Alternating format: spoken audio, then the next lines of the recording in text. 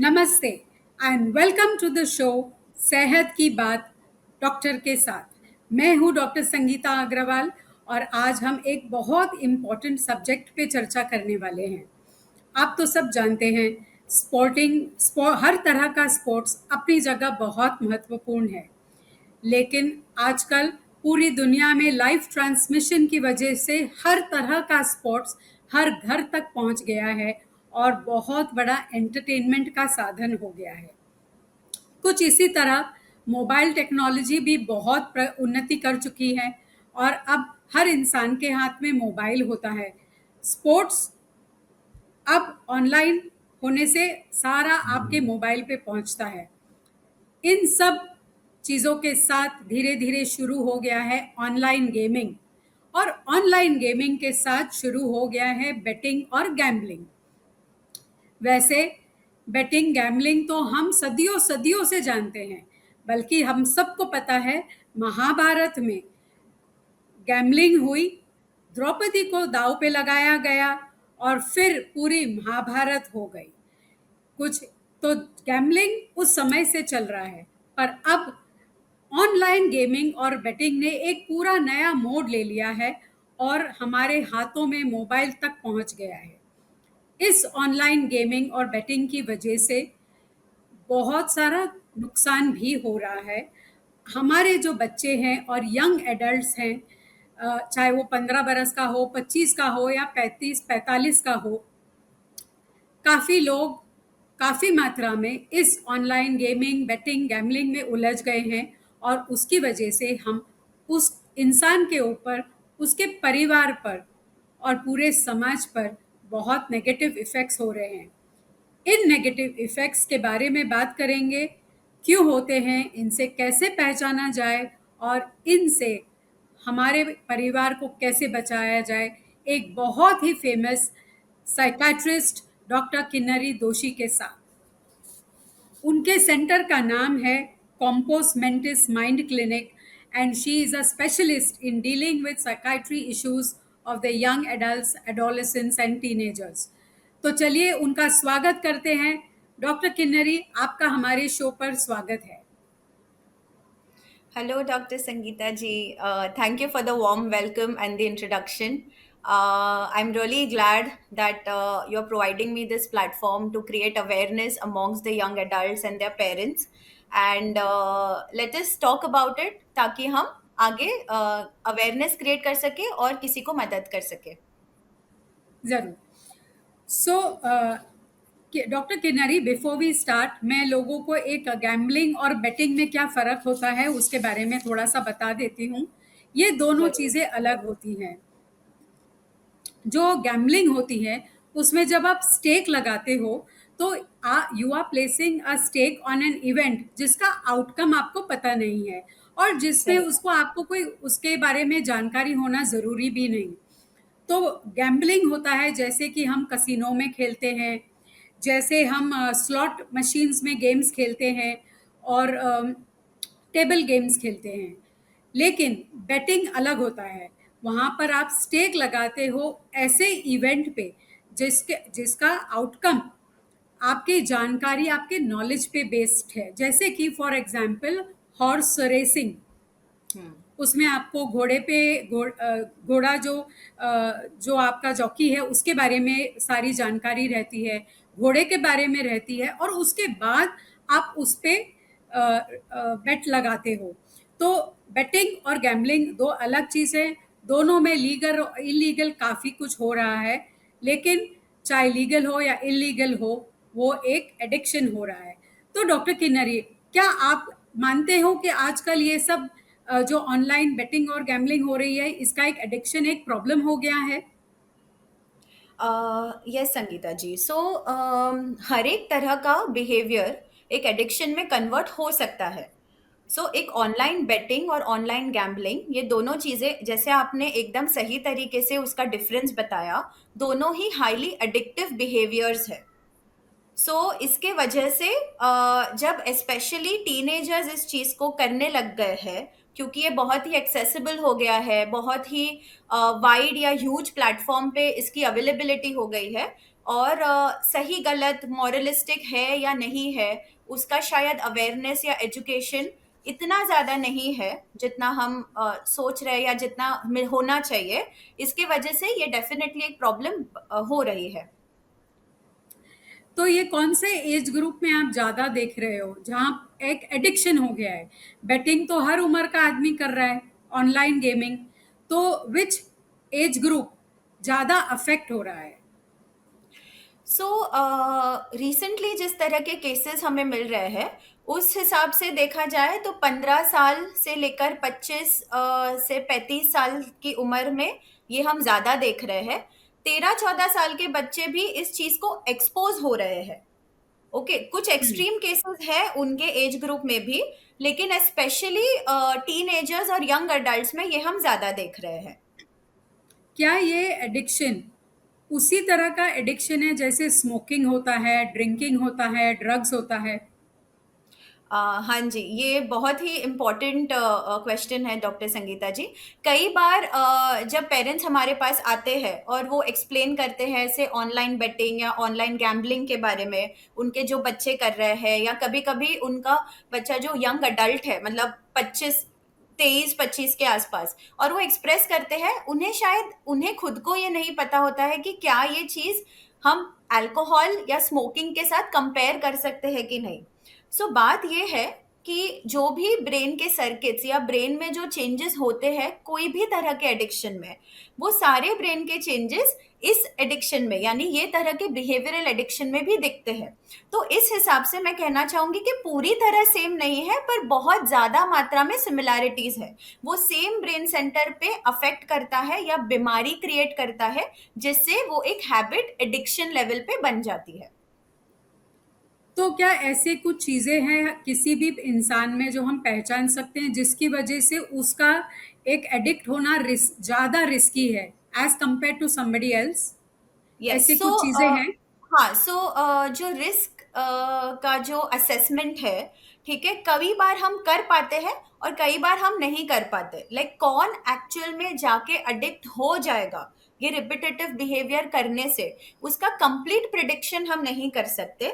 लेकिन ऐसा माना जाता है कि अगर फैमिली में भी कोई भी और तरह का एडिक्शन है, जैसे कि अगर फैमिली हिस्ट्री है अल्कोहलिज्म का या क्रॉनिक स्मोकिंग का, फैमिली में और भी लोग हैं जिन्होंने इस तरह का गैम्बलिंग किया है या करते हैं ऑन रेगुलर बेसिस, तो क्या हो जाता है, बच्चे को एक्सपोजर भी उस तरह का ज्यादा मिलता है, उन्हें लगता है ये नॉर्मलाइज्ड है, मतलब इसमें कोई एज सच हाई रिस्क नहीं है।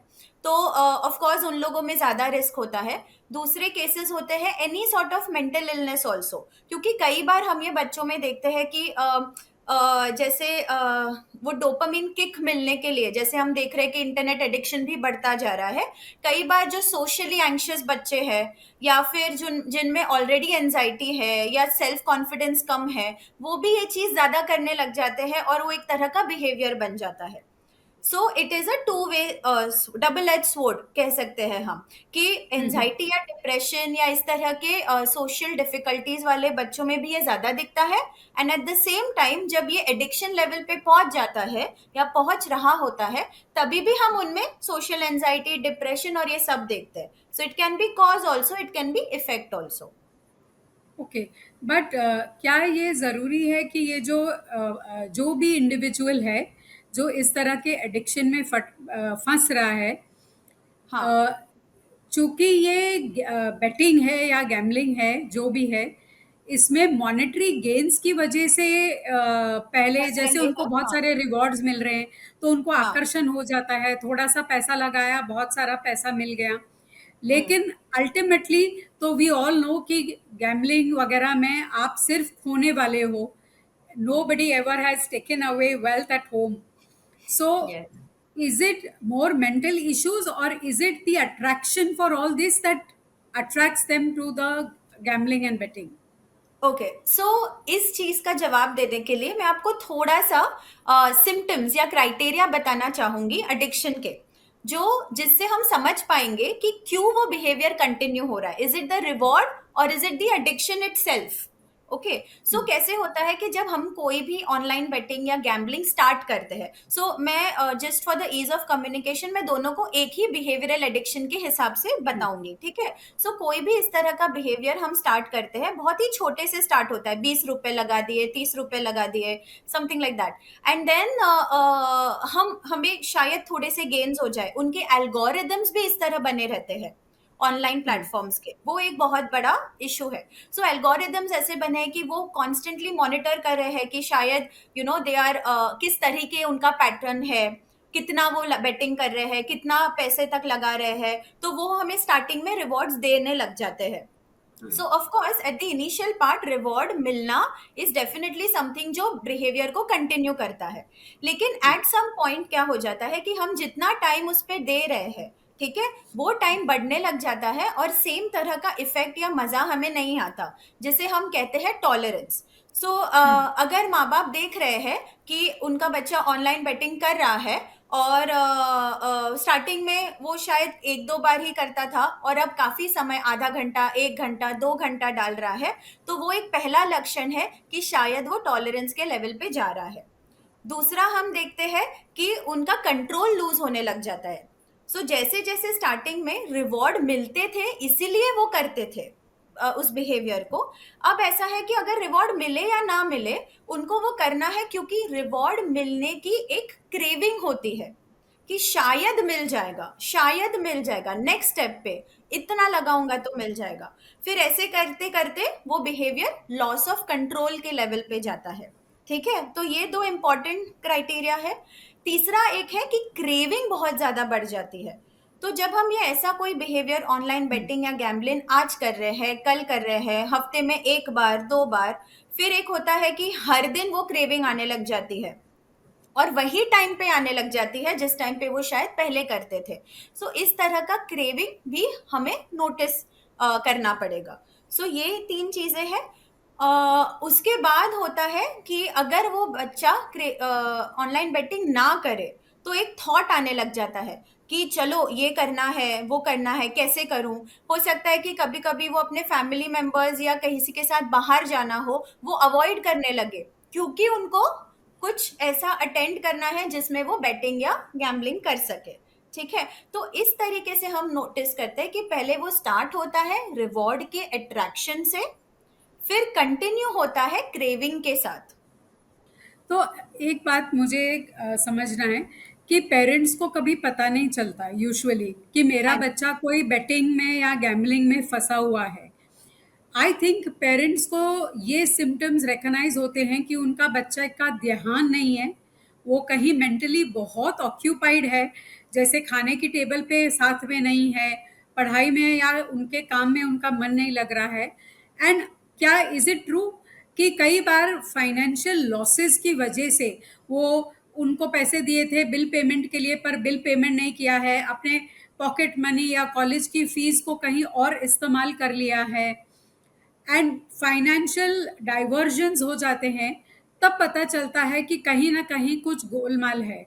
तो इस दीज फाइनेंशियल मैटर्स की वजह से क्या पेरेंट्स को पता चलता है? अनफॉर्चुनेटली डॉक्टर संगीता जी ये सही है, क्योंकि हमारे बच्चों का डे टू डे बेसिस पे वो ऑनलाइन क्या कर रहे हैं वो हम इतना नहीं मॉनिटर करते, क्योंकि हम प्रिवेसी को भी टीनेजर्स और यंग अडल्ट्स को इम्पोर्टेंस देते हैं। नॉट लाइक कि हम पूछने वाले हैं कि आप हर एक ऐप कौन सा यूज कर रहे हो, कहाँ जा रहे हो, कहाँ पैसे डाल रहे हो। So unfortunately this is correct कि ऑलमोस्ट फोर्थ या फिफ्थ स्टेज में पहुंचने के बाद, सो मैंने जो आपको टॉलरेंस बताया, फिर लॉस ऑफ कंट्रोल बताया, फिर क्रेविंग बताया, ये तीनों स्टेजेस जब क्रॉस हो जाते हैं और फोर्थ स्टेज पे पहुंचते हैं बच्चे, फोर्थ स्टेज यानी कि जिसे हम सेलियंस कहते हैं। सेलियंस का हिंदी में मतलब है, या अगर डिस्क्रिप्टिव वे में कहूँ तो सेलियंस का मतलब है कि नॉर्मली प्लेजरेबल जो एक्टिविटीज होती है या हमारी रूटीन होती है जो हम ड्यूटी बाउंड होके करते हैं उन, या फिर प्लेजर के लिए, वो सबको भी छोड़कर हम वो बिहेवियर को ज्यादा महत्व देने लग जाते हैं। ठीक है। सो आप जो ये पॉइंट बोल रहे हो वो वाला सिम्टम है। और अनफॉर्चुनेटली उस टाइम पे शायद पेरेंट्स के रिकग्निशन में आ सकता है कि क्या हो गया इसे, ये पहले तो हमसे बहुत बातें करता था खाना खाते वक्त और अब बात नहीं कर रहा है। पहले तो वो अपने दोस्तों के साथ घूमने चला जाता था, अब वो ये ऑनलाइन गेम ही खेल रहा है या फिर ऑनलाइन बेटिंग ही करता जा रहा है। और तब उनमें थोड़े से सस्पिशियसनेस आने लग जाता है। तो जब अगर पेरेंट सस्पिशियस हो जाए तो फिर वो उसके बाद क्या करें? हुम should they approach for help? क्या वो किससे बात करना चाहिए और क्या करना चाहिए? यस। सो पहले तो एक चीज है इसमें समझने की कि इस तरह के बिहेवियरल एडिक्शंस के लिए भी हेल्प अवेलेबल है। पेरेंट्स यूजुअली बहुत हेल्पलेस फील करते हैं अपने बच्चों के सामने। ठीक है। The usual way which I have seen is that they try to confront the child. ठीक है। कि क्या तुम ये कर रहे हो, गुस्से से हमारे पैसों का इतना लॉस हो गया, वो 2,000 रुपए तुम्हें दिए थे कहाँ चले गए, और उस तरीके से। तो वो एकदम एक्सट्रीम, इतना ज्यादा पहले वो परमिसिव रहे हैं और अभी वो एक एक्सट्रीम स्ट्रिक्टनेस पे पहुंच जाते हैं। इसके वजह से भी वो अपने बच्चे का एक ट्रस्ट खो देते हैं। ठीक है। सो इसमें एक चीज हमें समझनी है कि अगर उनके पेरेंट्स, किसी के भी पेरेंट्स ये चीज नोटिस कर रहे हैं कि बच्चे का बिहेवियर कुछ गलत हो रहा है, गलत डायरेक्शन में जा रहा है, तो पहले उनसे जाके बात करें, उनसे समझने की कोशिश करें, ना कि डायरेक्टली कन्फ्रंट करें। ठीक है। उनको एजुकेट करें कि क्या इस तरह के बिहेवियर्स जो हमने देखे हैं, जो बहुत सारे बच्चे गुजर रहे हैं उससे, क्या आप ये बिहेवियर कर रहे हो या नहीं कर रहे हो। ठीक है।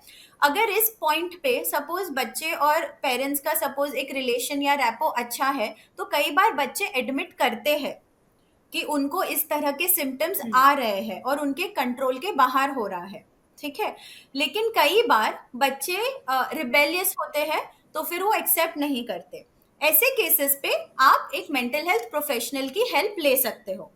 सो चाहे बच्चा एक्सेप्ट करे या बच्चा एक्सेप्ट ना करे, it's always important that the parents should consult a mental okay. Health professional. और क्या कर सकते हैं पेरेंट्स ताकि वो बच्चा ऐसे सब कामों में फंसे ही नहीं? What else, what is preventive? Yes. So as our dictum goes, that prevention is better than cure in every sort of medical illness. The same goes for any sort of mental health illness as well. I mean mental illness as well. And उसके लिए हमें ये करना होगा कि अभी एक पूरा ये एक सुनामी जैसे कहे हम कि ऑनलाइन बेटिंग का, गैम्बलिंग का, द एक्सेसिबिलिटी, अवेलेबिलिटी इतना ज्यादा है कि मेरे हिसाब से बच्चे को पहले से इस बारे में एजुकेट करना, जो हम अभी कर रहे हैं। फॉर एग्जाम्पल हम जो बता रहे हैं कि इसमें एडिक्शन हो सकता है, एडिक्शंस के क्या क्या क्राइटेरिया है, कैसे जाके वो ब्रेन को डैमेज करता है, किस तरह के सिम्टम्स आ सकते हैं, पढ़ाई अफेक्ट हो सकती है, फ्रेंडशिप अफेक्ट हो सकती है, और मेंटल इलनेसेस भी हो सकते हैं। ये सब जब हम पहले से बच्चे के साथ एक ओपन कम्युनिकेशन में बात करें, तो देर आर चांसेस कि वो पहले से अवेयर है कि ये बिहेवियर आखिर है क्या, और ये किस तरह के इनके पैटर्न्स रहते हैं जिससे हम एडिक्टिव हो सकते हैं। So that is one of the most important things. Free communication with the child, बहुत फ्रैंकली उनसे बात करना, वो बहुत ज्यादा जरूरी है। और अगर आपको दिख रहा है कि आपका बच्चा इस चीज में घुसता जा रहा है, ठीक है, तो तभी भी एक नॉन जजमेंटल अप्रोच करके उन्हें एक प्रोफेशनल हेल्प में लाना, ये भी बहुत एसेंशियल है। ठीक है। सो एक तो है प्रिवेंशन, ठीक है, जिसके लिए एजुकेशन और अवेयरनेस जरूरी है। और दूसरा है कि अगर ऐसा कुछ हो भी रहा हो तो early recognition and treatment is the key. अच्छा, ऐसा भी है कि इस तरह के एडिक्शन की वजह से वो जो बच्चे बेटिंग में फंस जाते हैं, गैम्बलिंग में फंस जाते हैं, वो बहुत सारा फाइनेंशियल लॉसेस की वजह से उनको बहुत स्ट्रेस हो जाता है और फिर सुसाइड वगैरह भी होता है। ऐसा कहा जाता है कि gambling has the highest rate of suicide because of the addiction. So is this true? और इसके लिए क्या कर सकते हैं? यस। डॉक्टर संगीता, गैम्बलिंग या इवन ऑनलाइन बेटिंग इस तरीके से लॉसेस पे इंसान को डाल देता है कि जैसे मैंने आपको अभी जस्ट कहा कि डिप्रेशन, एंजाइटी, सोशल एंजाइटी, ये सब कॉज भी हो सकता है और इफेक्ट भी हो सकता है। तो yes, it can very much be a consequence of this addiction. So addiction does not ever stay at the level of addiction. Addiction से होता ये है कि अलग अलग तरह के मेंटल इलनेसेस होने लग जाते हैं, बिकॉज ब्रेन में चेंजेस आ रहे हैं। ठीक है, सो ब्रेन में it gets prone to getting depression and anxiety, and जो फाइनेंशियल लॉसेस वो इनकर करने लग जाते हैं या होने लग जाते हैं, उसके वजह से इनफैक्ट उनका एडिक्शन रुकता नहीं है, वो और पुश होता है, which is a yes. Very very striking feature of gambling and betting. ठीक है, जिसको हम अगेन एक क्राइटेरिया में डालते हैं जिसे कहते हैं use despite harm. In the sense कि अगर हमें पता चल रहा है कि हमारे लॉसेस हो रहे हैं, फिर भी हम उस बिहेवियर को स्टॉप नहीं कर रहे हैं। सो सपोज अ पर्सन जिसका ब्रेन एडिक्शन के सर्किट तक नहीं पहुंचा है अब तक, अगर उसको कोई लॉस हुआ वो रुक जाएगा। ठीक है, which is a normal behaviour, that's what we expect as an outcome.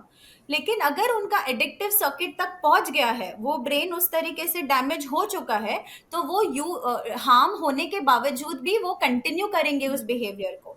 ठीक है, so that is the striking feature जिसे पकड़ना बहुत जरूरी है।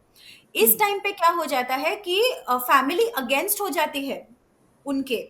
ठीक है, चाहे वो बच्चा हो, अडल्ट हो, कोई भी हो, कि क्या कर रहा है, तुझे समझ में नहीं आ रहा है, you are not understanding, you have lost your everything, still नहीं, you are not leaving the behaviour. But तब तक वो ऑलरेडी एक बीमारी बन चुकी है। ठीक है, सो ऐसे टाइम पे तो और भी बहुत जरूरी है कि आप एज सुन एज पॉसिबल एक साइकेट्रिस्ट के पास जाओ। ठीक है, क्योंकि ये एक साइन है। दूसरी बात है कि कभी कभी ये सुसाइड लेवल तक पहुंच सकता है, again because family support system भी बहुत कम हो जाता है। ठीक है, अगर फाइनेंशियल लॉसेस है, वो एडिक्ट होते ही जा रहा है, बिहेवियर कंटिन्यू कर रहा है, किसी की नहीं सुन रहा है, सो ऑफ कोर्स फैमिली को they will go against, they will get angry, वो बहुत ज्यादा रिपल्सिव हो जाएंगे, और वो इंसान होप लूज करने लगेगा कि मैं अभी इसके सामने कुछ लड़ ही नहीं सकता हूँ, मर जाना बेटर है।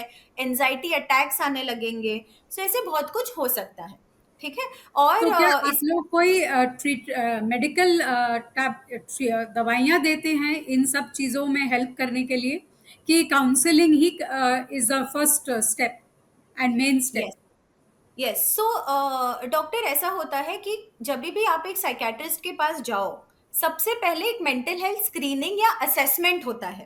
ठीक है, जिस तरीके से आप कोई भी डॉक्टर के पास जाओ, वो ब्लड टेस्ट लिखते हैं आपके लिए, है ना, और वो समझने की कोशिश करते हैं कि लेवल ऑफ प्रॉब्लम क्या है। हमें ऐसे ही देख के नहीं पता चलेगा कि क्रिएटिनिन लेवल कितना है ब्लड में।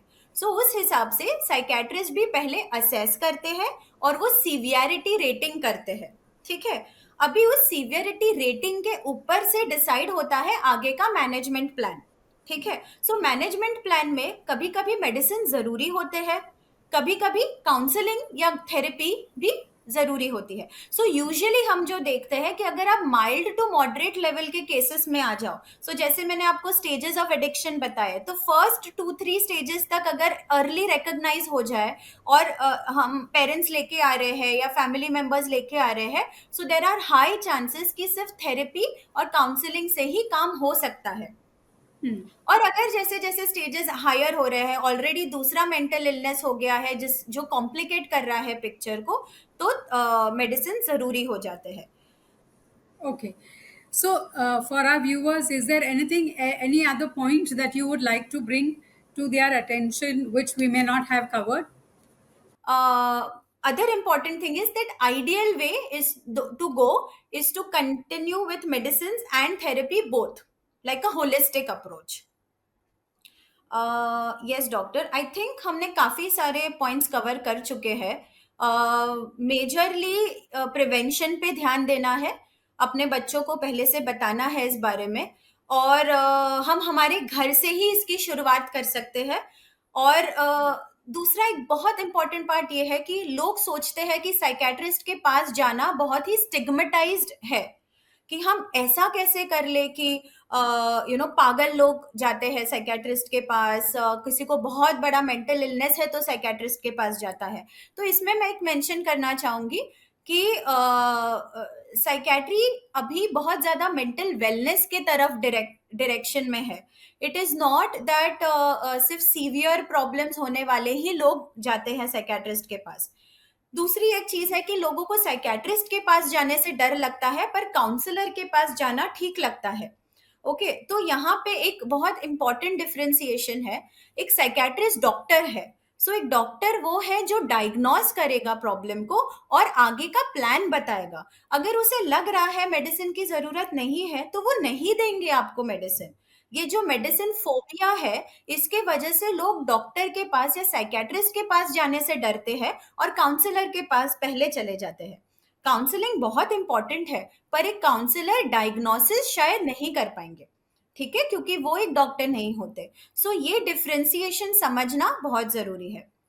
यस, मैं काफ़ी बार ये एग्जांपल देती हूँ मेरे क्लाइंट्स को, पेशेंट्स को, कि हमारा साइकेट्री और साइकोथेरेपिस्ट या थेरेपिस्ट का डिफरेंस होता है एक ऑर्थो और फिजियोथेरेपिस्ट के हिसाब से। हमें अगर कोई भी दर्द हो शरीर में, हम पहले ऑर्थो के पास जाएंगे, ऑर्थोपेडिक डॉक्टर के पास, जो हमें बताएंगे कि किस तरह का ये प्रॉब्लम है, क्या दर्द हो रहा है, क्या ये फ्रोजन शोल्डर है या कोई और है या डिसलोकेशन है। ओके, फिर वो डिसाइड करेंगे कि आप फिजियोथेरेपी ले लीजिए या तो फिर आप ये दवाई ले लीजिए या तो आप एक्सरे करिए। सो इस तरीके से इस प्रोसेस को उतना वक्त देना, पेशेंटली देखना बहुत जरूरी है। Okay, very well brought out point doctor दोषी। अच्छा, अब हमारे व्यूअर्स के लिए क्या आप कोई टेक होम मैसेज देना चाहेंगी? In summary, summarise this whole thing. Yes, summary में यही है that online betting, online gambling दोनों एक तरह के बिहेवियरल एडिक्शन में आते हैं। वो ब्रेन में उसी तरह के चेंजेस करते हैं जिस तरह के बाकी एडिक्शंस करते हैं। इनका क्राइटेरिया होता है, जो क्राइटेरिया हमने इस वीडियो के दौरान रिकॉर्ड किया है, और ये क्राइटेरिया को अर्ली रिकॉग्नाइज करके उसको ट्रीटमेंट में लाना बेहद ज़रूरी है। आपके बच्चा या कोई भी फैमिली मेंबर अगर इस तरह के प्रॉब्लम से गुजर रहा है, तो मेरी ये रिक्वेस्ट है, अर्ज है आप लोगों से कि उसे सिर्फ हैबिट समझ के उसको इग्नोर ना करें। वो एक तरह की बीमारी है जिसकी ट्रीटमेंट ज़रूरी है, ताकि उनका फ्यूचर अच्छा रहे और वो ये कंडीशन के under they don't fall prey to the condition and they don't lose everything behind it. Thank you very much doctor दोषी।